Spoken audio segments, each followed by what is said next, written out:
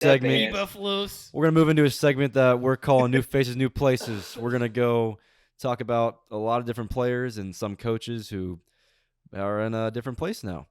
So we're going to start with Deshaun Watson. If he plays, where do him and the Browns go?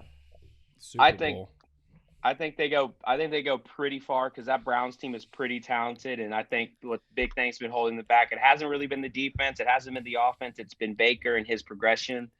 And I mean, if a healthy Deshaun Watson, agree or disagree, I think a healthy Deshaun Watson is in that conversation as a top 5 quarterback in the NFL. Even on the Texans, you put him on any good team, he has the talent and skills. He's not a Lamar in terms of he runs as much, but he can do similar things that Lamar does, making people miss, getting out of the pocket, throwing on the run.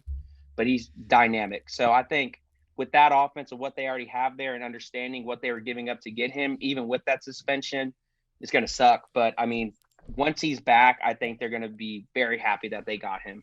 $230 million guaranteed. I totally agree. Like, we see all this shit with Deshaun and all of his talent-wise, cases I mean, you or whatever. can't deny it. I feel like people have kind of forgotten how good he is, and they've gotten lost in all of his legal shit. I mean, in his last healthy season, he threw for almost 5,000 yards and 33 touchdowns, right? Like, Deshaun Watson, let's not forget, Deshaun Watson he's one of the most talented quarterbacks. He was in the league. same conversation as Mahomes and Allen. And I think the biggest thing, too, is, with the Texans, the Texans' defense was pretty good early on. Later on, the whole team was shit. But Deshaun Watson, he's a guy, bootlegs, out of the pocket, running. Deshaun Watson has never even had an O-line close to this Browns O-line. Even for that matter, a running game or running back caliber of Nick Chubb and Kareem just a team Hunt. in general. If Deshaun can play, especially come playoff time, I'm excited as hell to see what he can do with that O-line and with Nick Chubb, Kareem Hunt. Forget who's at receiver. Yes, they have Amari, Peoples-Jones. They drafted David Bell, who I think is going to be pretty good. But with that offensive line, he has never had an offensive line close to that caliber and a running game. We haven't even seen Deshaun yet with a running game. And I think he won't have what he can do. He won't have a DeAndre Hopkins, obviously, not that talented. I mean, Amari Cooper's pretty damn good in my opinion. He's not Amari. He's not D-Hop tier. But I mean, you put that with, and even the times D-Hop wasn't playing too, Deshaun Watson was doing pretty damn well, doing a lot better than I think a lot of teams would, or a lot of quarterbacks would, with much less. And he was working with much less, except for probably his second year in the league after the ACL tear. Ever since that second year in the league, that's when the Texans really started going downhill, and he was just carrying everyone. And even that year, we won 4 games when he played for us, for the Texans, me speaking to us as a Texans fan.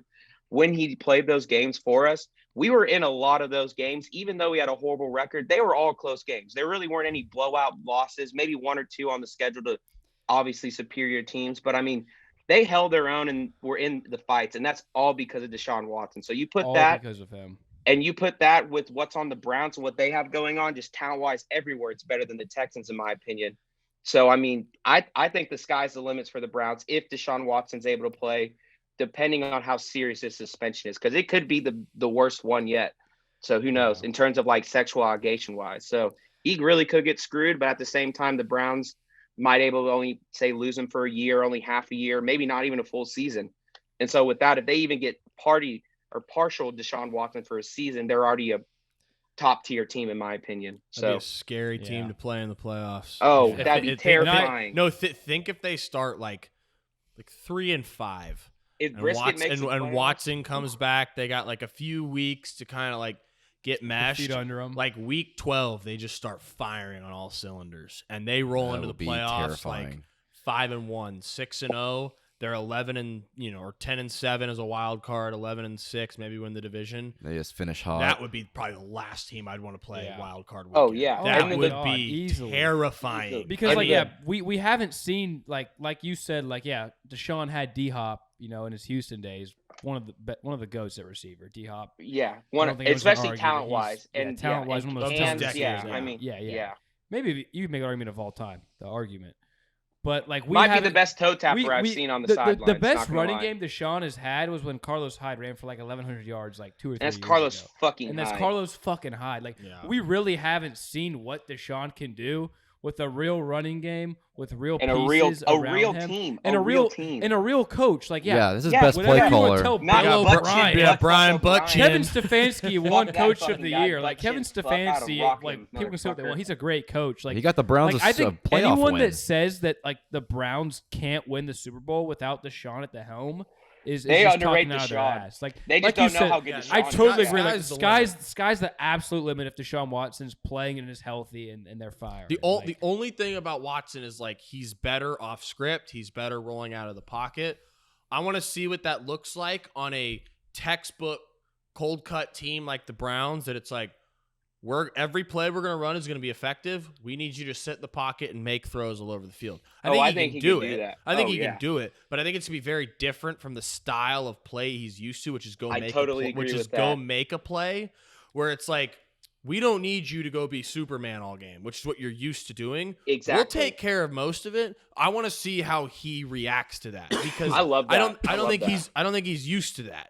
So I want to see how he takes that in, if obviously he plays, and how he responds to it, and if he tries to do hero ball too much or whatever. If he buys into it and he is just like, okay, on 2nd and long, 3rd downs, I'm going to go be me, and I'm going to go ball out and torch people, absolutely, sky's the limit. They could win the Super Bowl. Now, is there talent's out the ass? Is there a chance, real quick? I just want to ask: is all these allegations, all this crap off the field? He hasn't been on the field in a year. I mean, they were showing clips of him, throwing picks and practice with shorts on, whatever. Is there a chance that this has maybe fucked with his head mentally, and maybe he might? To some degree, has to be. I think absolutely has to be to some degree. Maybe yes, to some degree. But I think when it's all said and done, like this guy's he went to Clemson, won a natty. I think when he's on I feel like with these guys that are like this high level, like when you're on the field, all the noise is blocked out, like when you are in the zone. But that I agree with that. That's a really good point, though, that like Deshaun hasn't, had a good system, a good team where around it's like, him. all right, Deshaun, take a step back. Like, we got you. We can help you out. That's a good point. So it is interesting to see like how he will do, because that's most of his stats and good plays come off script behind by a few touchdowns. Right. So like that is interesting. But then again, like most guys, like that's gonna benefit them. Of course. With that. Yeah. I think he's also. Yeah, but that I do like that. That's a good point though to bring up. I love that. I love that take, Luke. As a Texans fan, I couldn't agree with that anymore, because I wish the whole time I was a Texans fan, I wish we had more for him, and it just sucked to see him do the crazy shit he did with so less. And even if he gets good and has to adjust to the fact he doesn't have to do everything or carry the whole team every time, the ability he has to do those type of things when he needs to go carry mode and things like that, a contending team. I mean, he put the Texans in games. I mean, I'm positive he's going to put the Browns ahead in winning games in situations like that. Not just putting them in it, but winning those games. Because he's that good. Yeah. He can make an argument. They can get ahead, then just pound and ground, Chubb, Hunt. It's just going to be make sure keep your ego in check. If we're up by 10 in the third quarter on 2nd and 7, don't roll out and risk a fumble or a pick. Don't go for the throw fucking across your body. And I mean, he's probably still going to be great. I mean, we've seen it with Mahomes. He plays like Mahomes, and Mahomes has adapted to his system. Even with Mahomes, to be as good as Mahomes. Like early on, Mahomes was like, I got to hear a ball. He did that this year. He did that this season. But it's like in a big way. The second half of the season, though, we saw them kind of settle in, right? Yeah. And Reed was like, okay, we're going to dump it off to Clyde Edwards-Helaire. We're going to run the ball a little bit more. Like Patrick, like you don't have to do everything. Like take a step back, and then that's when like you maximize the team's full talent and potential. And so I think that I do agree there may be a slight learning curve in that for Deshaun. That's why I say like the first 4 or 5 games, it's going to take a little bit. It's a new system, it's a new team. Like you haven't had this personnel. So but I think once comes playoff time, he'll probably be adjusted. It'll all be in sync, and that'll. If you got to play them in the wild card, you want to play in the playoffs. Good luck. You have Deshaun Watson at quarterback in that running game. Get out. Before the fourth quarter of Deshaun's last playoff game with the Texans against the Patriots, before the fourth quarter, that was literally a touchdown game the entire way, and that was against Brady. Now, we lost it in the fourth, obviously, but with what he can do in his comeback situations, and we've seen it even in college, he was able to do these comeback situations and when he needs to, carry the team on his back. I am so sold on the Browns, because I think he's a better quarterback than Lamar Jackson. And so with that, I mean, he's the best quarterback in that division if he's playing. So I mean, the sky's the limit for them. All right, so let's move on. I think Joe Burrow might have something to say. I think too. Joe Burrow might hear this one. I think the Browns overall have the best complete roster in that division as well. Yeah, offense and defense. Yeah. Offense, well-rounded, very well-rounded. I agree. Well, let's move on to another new AFC quarterback, and that's Russell Wilson. And where is he going to take the Broncos? Two big boys out of the way. Yeah, get the two big dogs. I think it's another like situation to where like the sky's the limit again, right? Yeah. Like I mean, like I feel like the biggest concern with is obviously got to learn a new playbook, a new team. He's been with Seattle his whole career, but it's like the run game ain't going nowhere. It's only getting better, if anything. Yep. Weapons ain't going nowhere. You have Jerry Jeudy, who good young. I don't even think we've really seen Jerry Jeudy yet. No. He hasn't broken out. Coming out of college, like remember it was Jeudy, it was CeeDee Lamb, and Henry Ruggs, right? Jeudy was picked before all those guys, and if Ruggs still played, no, Ruggs was picked before them. Oh yeah, but the Raiders got shit on because everyone was like, Judy's the best receiver in this class, and there's still Cortland Sutton too, right? And I think Jeudy with Sutton, that's a hell of a dynamic. Albert, you want to get that quick in and out, quick slants, and then the red zone threat. I don't know what his name is. Sorry, and Albert. then the running game, I believe, like I said earlier, like I think Javonte Williams and Melvin Gordon. Obviously, there's an argument, but I think that could be the best running back duo in the league. Javonte Williams, right? Like he is a top 5. I think he's a good back, great back. Hell of a running back. And like Russ is itching to get back, and like what it's going to come down to is like the division, obviously. Yeah. Like, that division's going to beat the hell out of each other. Yeah. Well, if that defense stays as good as they've been the last couple of years, and Russ plays well, I mean, or is healthy too. I mean, yeah, and like I think if Randy Gregory plays a full slate of a season, like that's going to do wonders for them. Very talented player. Mahomes and Herbert and Carr, like that, and like that's in that division. Like every team recognized it, right? Raiders got Chandler Jones, Broncos got Gregory, fucking Chargers got Khalil Mack. They're like, okay, if we're gonna fight in this division and have a chance to come out on top, we got to like get an arms race. And guess who has the worst pass rushing duo of that group is the Chiefs. The Chiefs by far. Yeah, I know. And they got George Karlaftis now. You don't want you don't want to go against Mahomes and the Chiefs, but in all honesty, like you could make an argument the Chiefs might be the least talented team in that division this season. Just about to say that. You could look at roster by roster. Wise, like Patrick Mahomes is just what elevates. Yeah, like just position by position. The Chiefs aren't the worst team in that division just off looking at the roster paper on paper. Yeah. Now they have Mahomes and Andy Reid. Well, how do you think Kelsey, Juju's gonna fare? I think he's gonna be a good player. I love it. Hey, that's a fantasy guy right there. I don't even want to. Him and Jackson Mahomes are making some sick TikToks. Oh yeah. Fuck that guy. Have they actually been going on TikTok recently? We've heard it. I'm assuming they will. They probably will. Old Dan Orlovsky says in the Gotta Have It plays talks about on NFL Live all the time. The only guy that you have right now in a Gotta Have It situation for sure is Travis Kelce. But if you add Juju into that equation with the Travis Kelce, because we saw what Juju can do when he had an above-average Ben Roethlisberger, he was actually a very 2 option. Okay, dude, and he's the number 2. So I mean, also too, if he's your second gotta have it guy, that's probably one of the better second have it guys. Maybe not in that division, but in the league, because that division is loaded. But in the league itself, like I would trust Juju in a gotta have it situation over a lot of receivers. And he's on a 1-year deal to try and prove it because he wants that bag. He thought he should have gotten a bag. He's gonna get it because of all this year. Well, dude, also too, like with the Chiefs, like like the O line's coming around second year. They got Orlando Brown, they got Creed Humphrey, all meshing together. I think Clyde Edwards-Helaire could become one of the best running backs in the NFL. What? I don't know. Sit down. No, get the fuck out of here. I don't know. He's trash. No. I'm kidding. He could have a good fantasy season. I could get on board with that. I'm totally playing. I think he's garbage. I think he's terrible. I'm totally playing. Yeah. Jokes. All right, so sky's the limit for the Broncos with Russ. Yep. That we feel. I think they're right with the Browns, kind of right. Like sky's the limit. Yeah. My only thing with them is literally just that division beating up on each other. So it's like I don't know how that's going to turn out between everyone they play. Because even the fucking AFC North is so. If you go 500 against everyone in your division. It's tough. Yeah, if you go 500 against everyone in that division, you're probably going to be a playoff team. But if you get swept by any of those teams in the division, it's going to hurt you because they're going to have the edge on you in conference play too. So I mean, so it's just probably one of those be things. A couple tiebreakers in that division. Yeah. So I think there really is going to be one between either the Chargers and Raiders or the Raiders and Broncos. That's really my two front runners. You could make on tiebreakers? I fucking wish. In terms of but what? No. Like for by team, maybe like over a half. I feel like it would have to do with like you have to pick the teams in the tiebreaker. Okay, I feel like that's the big key with that. All right, moving off the two big quarterback moves, let's talk about skill guy Tyreek Hill traded from the Chiefs to the Miami Dolphins. What does he do for the Dolphins? What more does he open up for Tua and the boys down in Miami? I mean, he's obviously gonna help, right? But like, again, wait, hang on. Talk. No. Headphones die. Can't hear him. Yeah. Did your headphones die? No.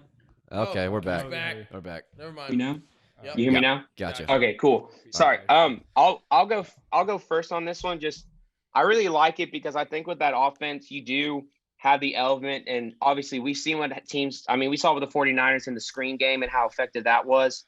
I think the Dolphins are probably going to lead the league in screens this year with Waddle, Hill. No doubt. And Raheem Mostert and a shitty offensive line. Mike McDaniel calling plays. Yeah, and a shitty O-line. I think they're going to lead the league in screens. So there is the appeal if he's going to make big plays after the catch. But obviously the big thing, and everyone knows this, it's Tua going to be able to get it to him down the field. He's always been trying to defend him, and because it's his quarterback, and you don't want to talk bad about your quarterback. But I mean, he says some outlandish shit so far. Yeah, I mean, and honestly, I think all the shit he was saying put more pressure on Tua. So in reality, it's just one of those things where I think it could work out. But if he can't get the deep ball to those two guys, you can't run screens every play. You really can't. And they have a horrible O-line. They added Chase Edmonds. They added Mostert. They have Gaskin. I mean, they have a little workhorse load in the backfield right now. But at the same time, you can't fucking block for those guys either. So, I mean, until we really see what Tua can do, and if that O-line's got to improve too. That's really – because if Hill doesn't have time to get downfield, it's worthless. So yeah. No, I think this is going to be – like we're going to see what Mike McDaniels can do. We're going to see if he is really boy genius. We're going to see if he is boy genius or not, because if you were it's Shanahan's system, right? Like the last thing you would realistically need if you're going to run that Shanahan zone run scheme is another speedster receiver. Go get a couple good tight ends. Go get a tackle. Go get a slot receiver. Or a physical possession receiver. Yes. Yeah. Like especially when you have Waddle too, who's like pretty much plays almost the same way as Tyreek Hill. Yep. So like we're gonna see the creativity of Mike McDaniel, or we're not gonna see it. And it's gonna come down to him because we know Tua, one, he can't get the deep ball like a lot of these guys. He's accurate and all this stuff. That's not Tyreek Hill's game. Tyreek Hill can run the short routes. He can run the screen routes for catch. But like his game is stretching the field for a deep ball quarterback, which is why he was so good with Mahomes. And I don't want. That's not the situation here. So I disagree with you on. We're gonna see if he's a boy genius or not, because yes, like Tyreek Hill, obviously he's gonna help the team. Like he fits with Tua well, like giving him screens, getting him quick slants, quick drags, whatever it may be. And he complements Waddle well. They are both quick hitters. They're both great receivers for Tua. But again, like it all boils down to a personnel standpoint. The Dolphins had the worst offensive line in the league last year. Yes, they did have Teron Armstead and Connor Williams. But if that offensive line can't hold up, it doesn't matter. Shanahan could come into this system for the Dolphins, and if they have one of the worst offensive lines in the league, he ain't going to fix it. If they don't have a run game, they have nothing. So I don't think it matters if what McDaniels does. I think it matters what McDaniels does. It boils down to the offensive line. No, I know. That's what I'm saying. And with the trade-off, can he pivot? Can he pivot from what he's used to? But he has no option if the O-line doesn't work, because we know. No, that's what I'm saying. Can he pivot off that original scheme? I don't think he will, because we know what he's going to try to do. No, but that's my point. Are we going to see how genius he is? Can he pivot off what he's used to and create something different for the personnel he has? But then you're asking him to go into a territory that he hasn't been in, right? That's why I'm saying we're going to see how smart he is. I truly believe that Mike McDaniel will be fired in 2 to 3 years, and not because of his own fault, because of the personnel around him. Because in that kind of scheme, if you cannot run the ball, it does not matter. Nothing else will open up. No, I know. And I don't think they'll be able to run the ball, and I think Tua might beat his reception record that he's had with Mahomes. but his yardage is going to be down so much because he's not going to get that home run threats because, one, the line ain't going to hold up, and two, because like you said, Tua does not have a good arm at all. We all know that. Expect a lot of touch passes from that also offense. The Dolphins too. Yes, their offense may be a little bit better, but their defense is going to suffer. Their defense wasn't that talented last year, but that's because... Still got Xavier, though. Xavier's cold. Their defense is... It was talented. It wasn't one... It's got bodies. It was top 12, it was top talent. half in the league. No, it was Flores. It was talented. It was talented. It was not one of the personnel-wise not the elite best, no. defenses that comes to your mind, though. And that was a lot of Flores, being a defensive coach. That's what I was getting to, right? Because Sorry, Brian my bad. Flores Didn't has mean proven he knows how to run a defense, but they're wanting to get him that new innovative way, that new idea, that new trend, and get the offensive minded head coach. But I don't think it's going to work out because it boils into Tua and the O-line. No, I think both of them are trash. I'm in agreement with you. You're just saying you don't think Mike McDaniel can do it.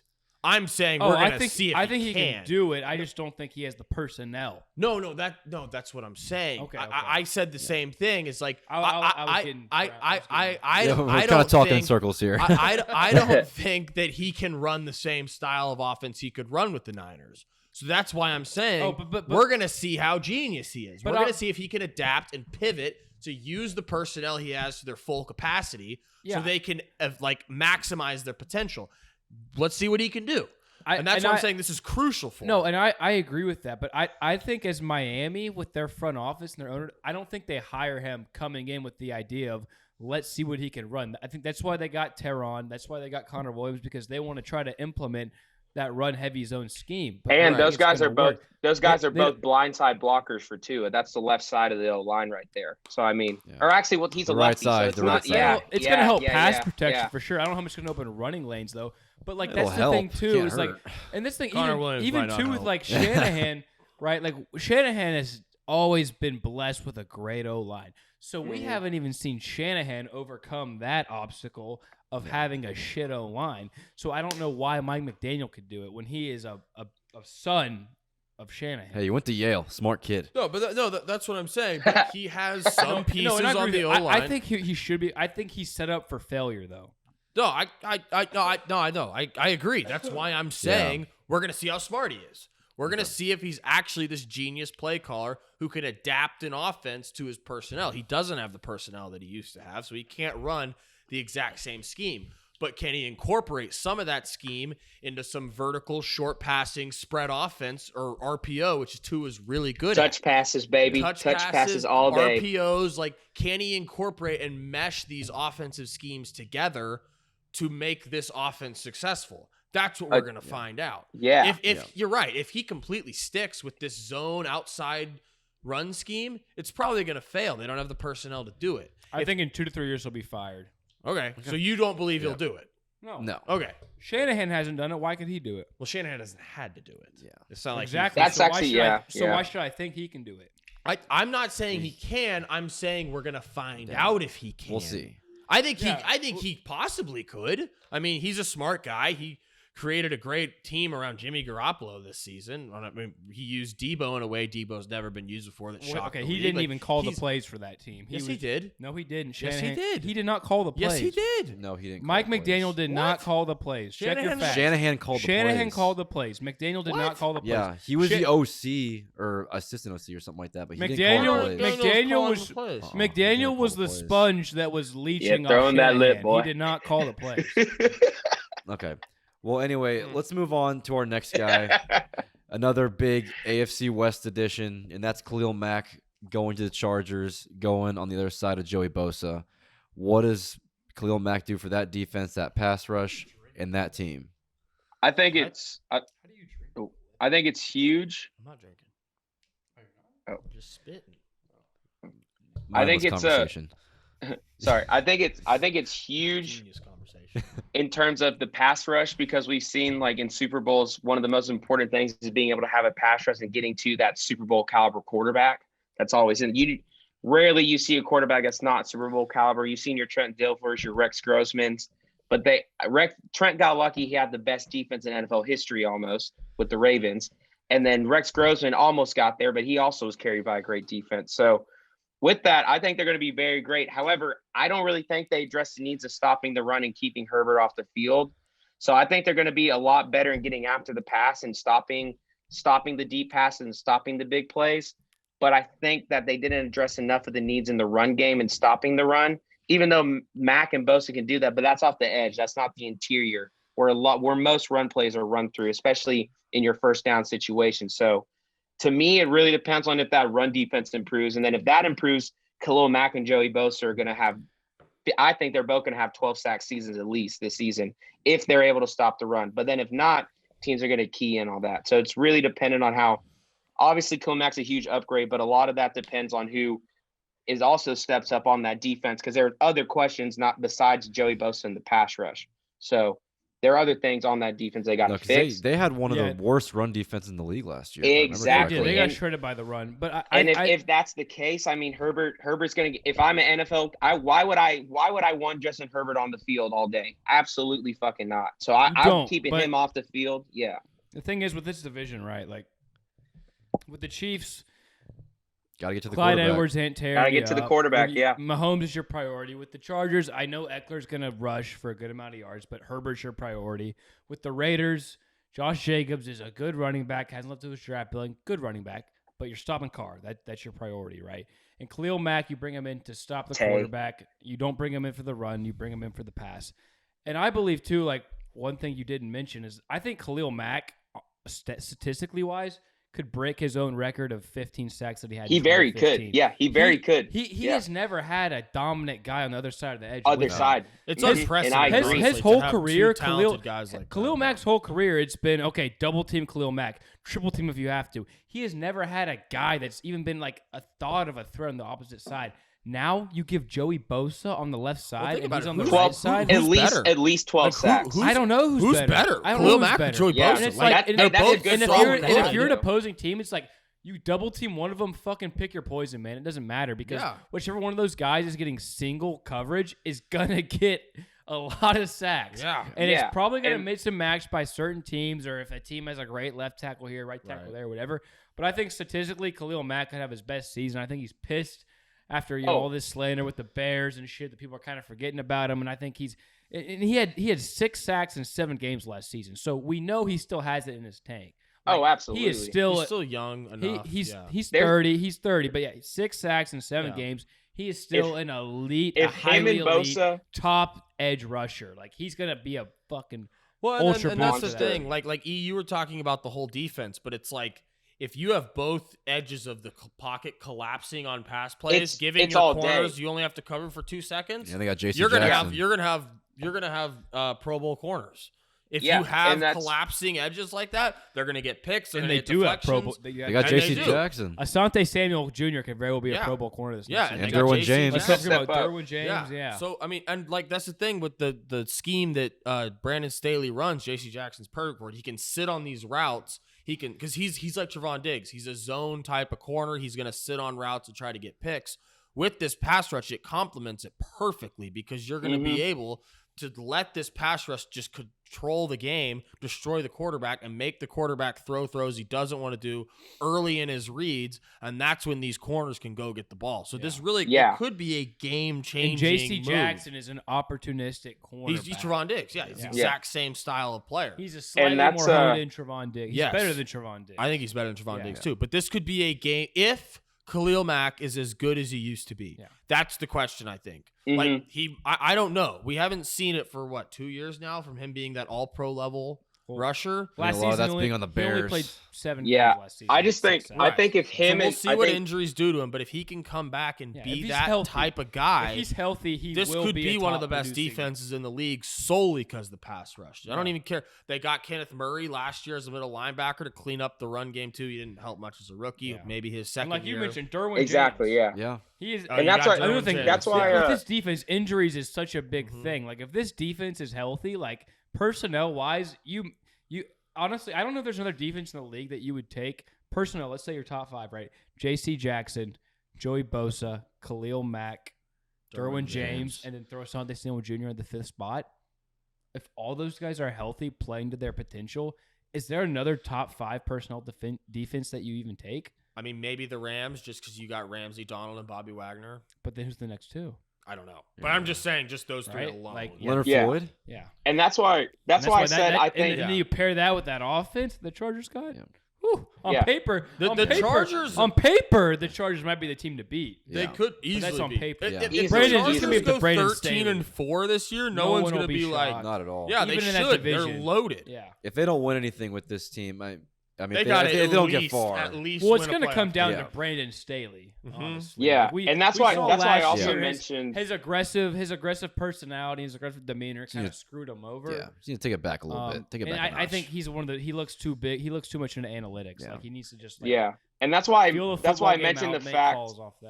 That's why I mentioned the fact that I think Bosa and Mack are going to have over 12 sacks. So that's the case, they're going to be a very solid. If you have two pass rushers over 10 sacks, that's the best duo in the NFL right there. Because very few teams, right? 2018.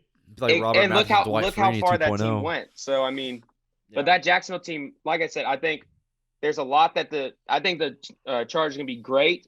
But if the run defense doesn't improve, I think it will hinder them. But I think it will because they do have the pieces and the talent.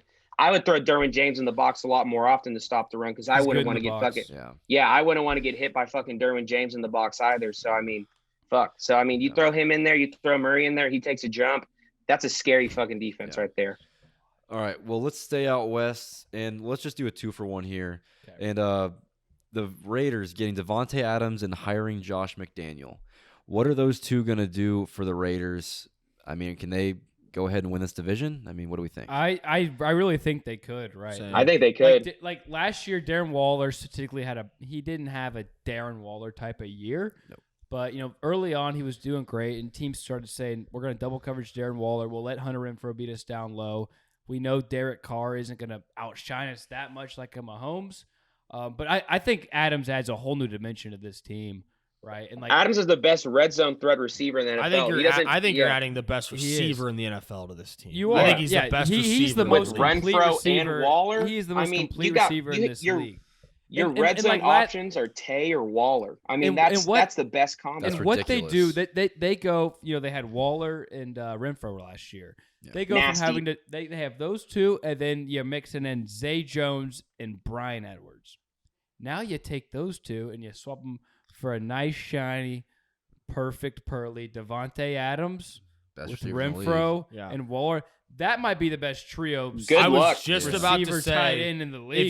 If you could say who has the best quarterback, running back, receiver, tight end combination, it's the Raiders. Is there someone that's better than Derek Carr, Josh Jacobs, Davante Adams, and Darren Waller? And Hunter Renfrow. Do not forget about Hunter. No, and Renfrow. Yeah. And Renfrow. Yeah. But I'm just saying, at top position. Don't forget. Hey, I'm not going to forget your all-star in fantasy. Don't worry. I got you. Week 1 waiver wire I got pick. you.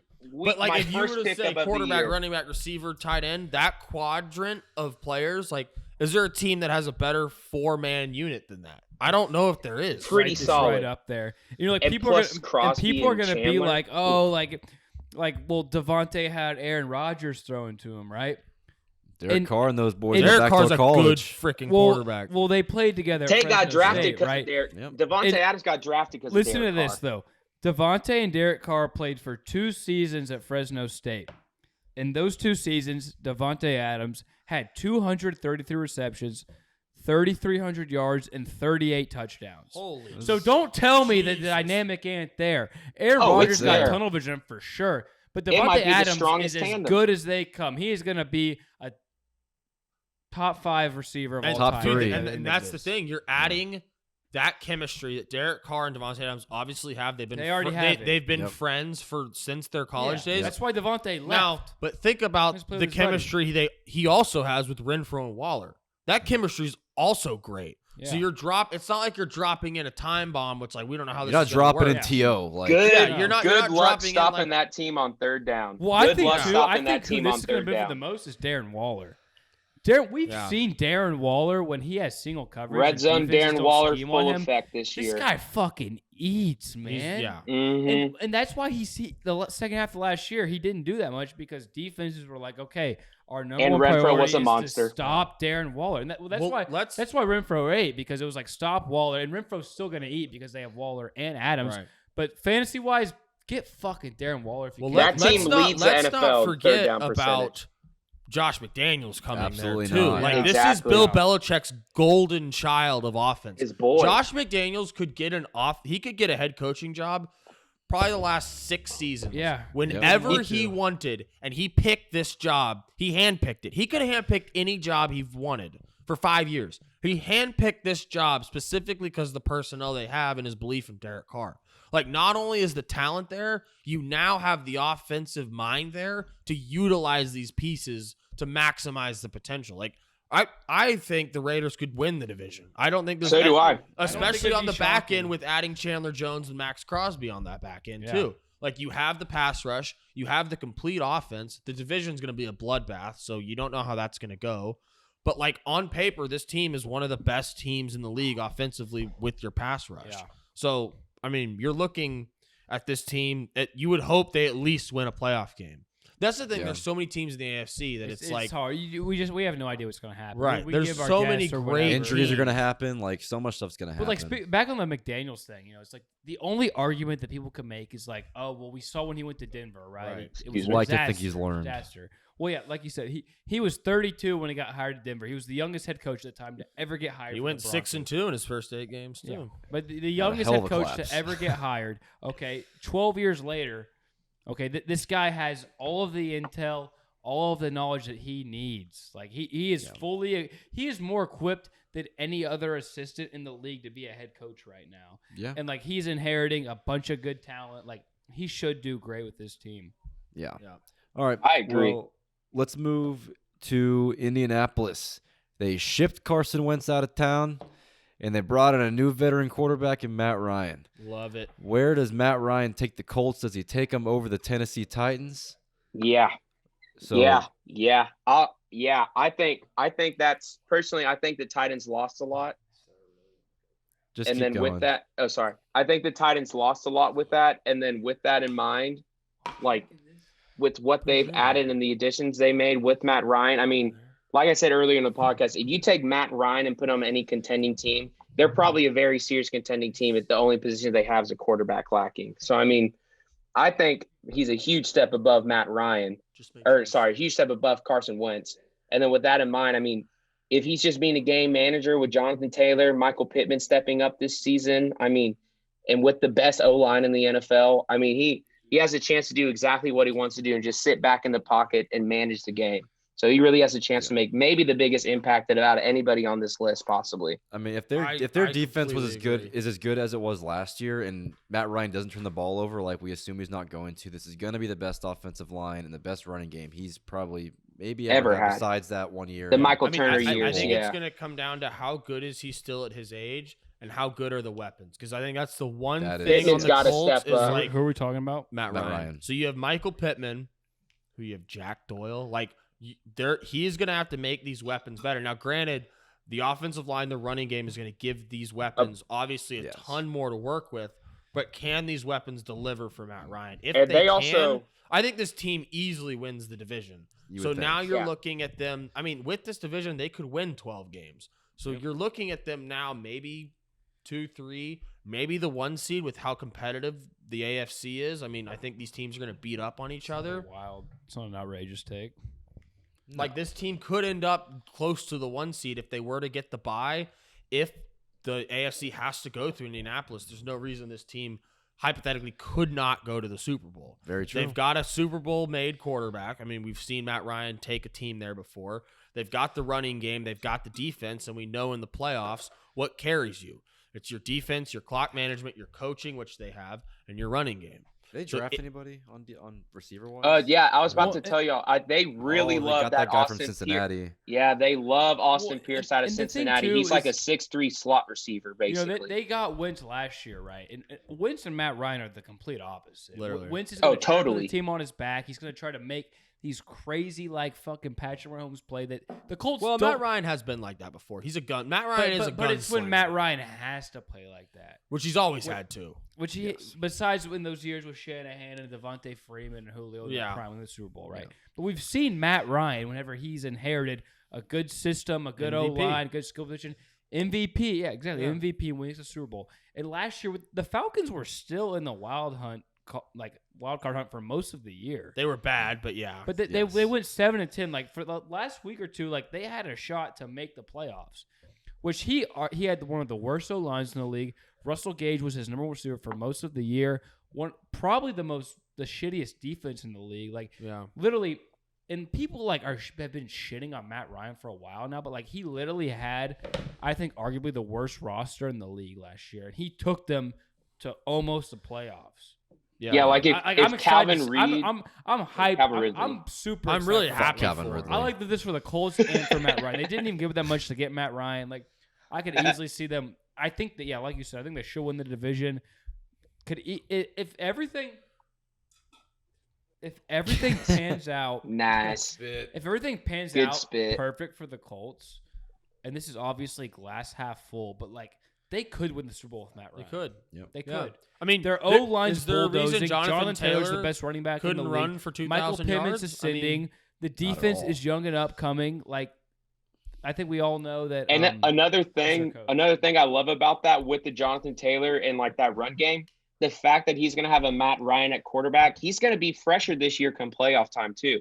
So, I mean, he's not going to have to carry he's going to be the workhorse, obviously, but he's going to be able to kind of sit back and relax some plays when last year he was really just kind of hoping for the best with Carson Wentz for the most part. So, I mean, there's a real chance that he's able to kind of he's going to have a great year still, but he might not just be like every single down, every single play and ready to go. Just do Von Miller, Doug Pederson. Huh? Do you want to do the receivers? We already talked about A.J. Brown. Let's just do Von Miller, Doug Pederson. Okay. Yeah. Okay. Let's do offense. Let's skip Von Miller. Huh? Do offense, skip Von Miller? That's fine. So let's do Allen Robinson. We kind of already talked about A.J. Brown. Yeah. And the Eagles. Okay. All right. Sorry, Biggie. No, it's all good. We're going to speed this thing up a little bit. Okay. No worries. Allen Robinson signed with the Rams to become their number 2 receiver behind Cooper Kupp. Well, how much does he help that offense and Stafford? I think he keeps it afloat to what they were last season with Robert Woods and Odell. Yeah. I think, obviously, we don't know what's going to happen with Odell. He's still unsigned. I don't know if he's going back. You lose Robert Woods. He now comes in as the bona fide number 2, regardless of what happens with Odell. So I don't think he adds an element to their team from what they had, but I think he replaces what they lost. So I don't think you see a decrease, or I don't think you see an increase. I think it keeps them where they are, and where they were was winning a Super Bowl. So I think that keeps the offense right where it should be if the O-line holds up, obviously, for the Rams. Now, when you say that, are you talking solely off receiver talent, or are you talking with the subtractions of the O-lineman and then? No, I'm talking strictly the subtractions off the receiving core and adding him. I don't think that the Rams have a decrease in talent and productivity. I think he gives them. I think he adds receiver talent for him. So let's say they don't. I do too. Yeah. Let's say they don't re-sign OBJ. Do you think his production will be better than Woods / Beckham?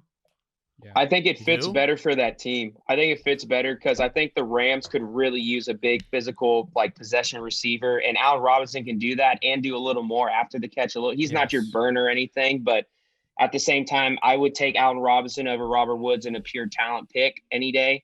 But at that same time, like, he's going to be the number 2, and I think with that, he's going to have to adjust to being a number 2 and going to have to worry. But he came there for a reason, because he wanted to win and get the fuck out of Chicago. Yeah. Well, there's going to be games. I totally agree with you, Big E. Like they got Robinson for 3 years, $46 million, which makes him the 22nd highest paid receiver in the league. He got Cup all day. Is he? Do we really think that he is the 22nd best receiver in the league? He's definitely more talented than that. Yeah, he is. I think he's top 15 in talent for sure. Last year he had a bad year, but he was on one of the most dysfunctional Bears team we've seen.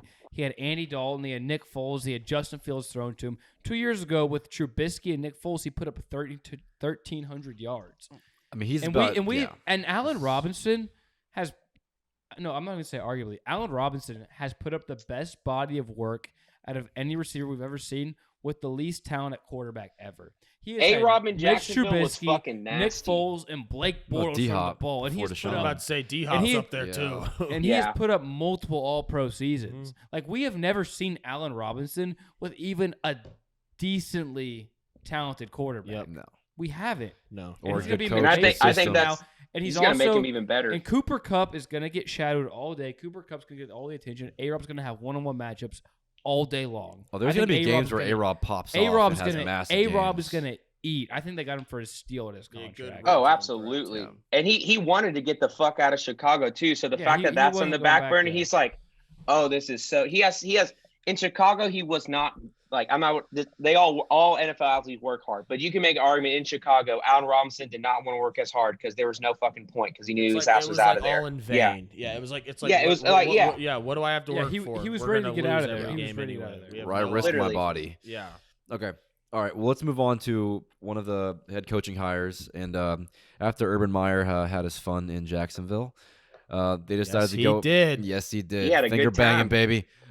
They decided to go ahead and hire Doug Pederson, former Super Bowl winning coach, to pair him with Trevor Lawrence and help his progression. What do we think about that? Love it. I think that was one of the most underrated, best hires of the entire offseason. I think we saw what he did with Wentz when he was young. We saw Wentz as a rookie progress. He was good. We saw him take Wentz to new heights before all the injuries and the mental shit started affecting Wentz. Wentz was like shoe-in MVP before MVP till he got hurt. We saw what he did with Foles. This guy, one, knows how to coach a quarterback, develop a quarterback. Two, he knows how to lead a team and lead a team far in the playoffs like he did. I think this is a bona fide surefire move for the Giants. I think it was one of the best hires you could have made. I think this is the best hire they could have made after Urban Meyer, especially. Well, I think especially after Urban too. It's like we need to go with a safe hire, a stable guy, a grown up at head coach, and a good offensive guy to pair with Lawrence. He's been there. He's won a championship with Nick Foles at quarterback, and like after the Jags had their dumpster fire signing of Urban Meyer, so okay, get a guy. You know what you're going to get. You're going to get an old, reliable Doug Pederson who's just sitting there waiting for you to grab him. He's going to help develop Trevor Lawrence. He helped develop Wentz, even though Wentz didn't turn out. But when Wentz was with him, he was a good quarterback. Right? And he's won a championship. There's not a lot of coaches that are on the open market that say have won a championship. With Nick Foles, nonetheless. Especially in the short time that Pederson's even been a head coach for.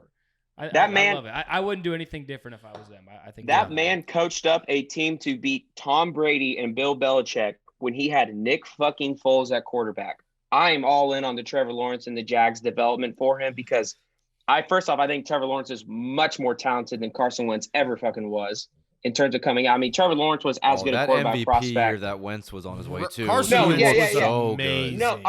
I'm not saying the MVP. I'm saying coming out of the draft and building a quarterback. If you were to build a team around someone, Trevor Lawrence is like a quarterback you built in a lab. That we've seen. Exactly. That's and the fact that he was able to get this output and get an MVP caliber season out of a guy from South Dakota State, which is a powerhouse in the FCS, but the fact that he got this guy made him a fucking beast. I think he's going to make Trevor Lawrence quite a fucking beast too, because he is, other than Andrew Luck and maybe some other quarterbacks, he is easily one of the most talented quarterbacks coming out of the NFL draft ever. He's one of those few blue chip guys that came out in the draft. Those Lucks, Peyton Mannings, they're like this is a surefire. This is the guy. And even and the people just take him and move on. He's got everything you need. And I think too, people that hate it. It may be. It's not going to happen overnight. It's probably going to take a few years. So.